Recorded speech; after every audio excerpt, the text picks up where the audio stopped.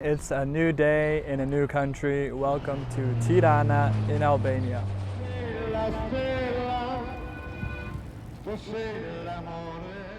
I've been in Tirana, Albania for about 30 hours now, so I thought it'd be cool to give you my first impressions of this city and country. I'm staying at an Airbnb nearby, so I actually live right up these stairs. That's my window there.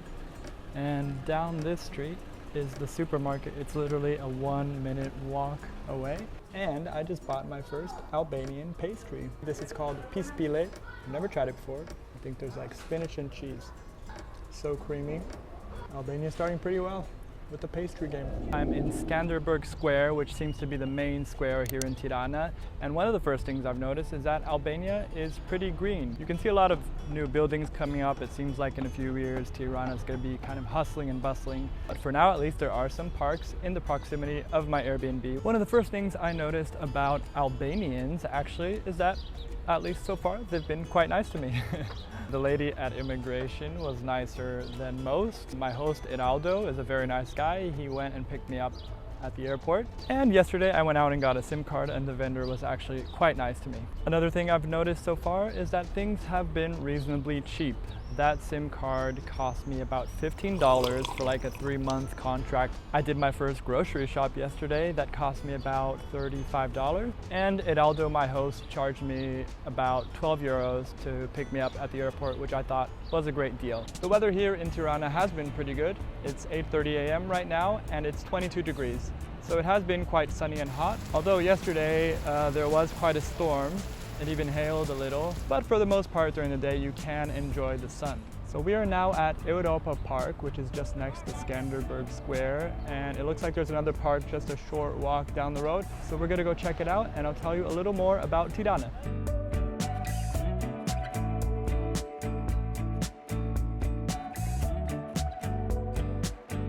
We're arriving now at Park Rinia, which is actually much bigger than the park where we were at previously. Another thing I've noticed about Tirana, Albania, no one is wearing masks. Of course, that's probably due to the low numbers of COVID that they have here. I'm still quite confused with the whole situation, so I probably will be wearing a mask indoors. I actually wore one at the supermarket yesterday because coming from Turkey, it felt too weird not to. Summer is coming here in Albania, and they're pretty much accepting people from all over the world, so you just never know. Something pretty awesome that I've noticed about Tirana is that it is actually quite walkable. It's very flat, so you can get to places really easily, and they seem to have a lot of bike lanes, and I've seen a lot of bike riders around town. So it's a very bike-friendly city. Albania is a very tolerant country in terms of religion. So they do have Islam, they have Christianity, and some other religions. That means that I have somewhat escaped the call to prayer, but not really. Coming from Turkey, it seems to be more moderate here. Maybe there are less mosques. I haven't heard it be as loud as it was in Turkey, where they seem to have one in every neighborhood. It doesn't exactly wake me up at 5 a.m. It was a pretty good upgrade. Another thing that I'm actually quite happy about here in Tirana is that it seems to have some pretty hip spots. My Airbnb is not far away from a neighborhood called Bloku, where it seems that all the youth hang out on the weekends. I'm not exactly youth, but I hope they'll have me anyways. And now we're actually gonna walk there for the first time. Seems like Ruga is street, which is easy for me to remember because it's like Rua in Portuguese. Another thing I've noticed about Albania is that the streets are actually quite clean. Bloku is actually quite hip. On my short walk, I saw tons of cafes, gelaterias, and restaurants. There's one just behind me there with the Italian flag. That's something I want to mention as well. Most of the people here have quite a good understanding of the Italian language. My host, Iraldo, was telling me that when he was a kid, he would watch Dragon Ball Z through like satellite, and that would come from Italy, so he learned how to speak Italian with Italian Dragon Ball Z. That's pretty cool. Apri bene le orecchie e stammi a sentire. It seems that the English language is more understood widely here in Albania than in Turkey, which actually makes me feel a little more comfortable. I will try to learn as much Albanian as possible, of course, and maybe even brush up on my Italian.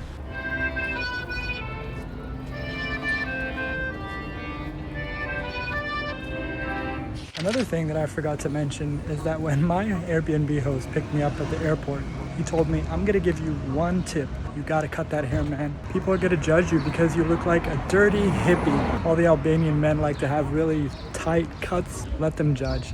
It's taking too long to grow this baby out. Sorry, Albania. You just have to put up with it.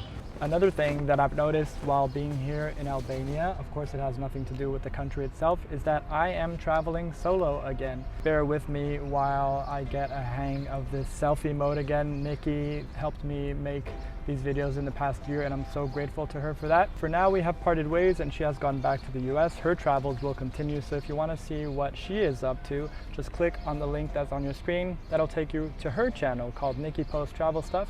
And Nicki will see you over there in 3, 2, 1.